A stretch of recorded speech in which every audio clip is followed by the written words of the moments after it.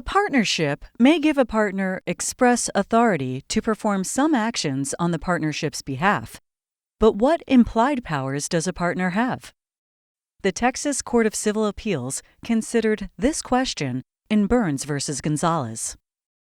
Arturo Gonzalez and Ramon Bosquez were the only shareholders of a Mexican corporation that owned a radio station. The two men were also the only partners in a separate advertising partnership that sold airtime on the radio station in exchange for a commission. The advertising partnership sold 2 daily airtime slots for the life of the radio station to William Burns and an associate for $100,000. Burns resold these airtime slots to third parties. 5 years later, the radio station was shut down temporarily.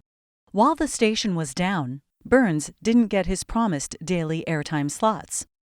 Bosquez negotiated with Burns without express approval from Gonzalez or the advertising partnership.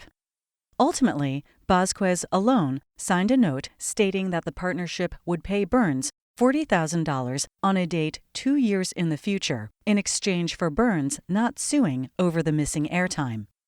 A year later, the station began operating again. Bosquez signed a new contract with Burns, stating that the radio station would resume giving Burns his 2 daily airtime slots. The next year, the $40,000 note came due but went unpaid.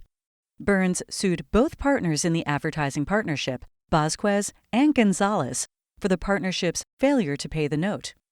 The trial court ruled that Bosquez, who had signed the note, was liable to Burns for the note, but that Gonzalez wasn't liable for the note. Burns appealed to the Texas Court of Civil Appeals.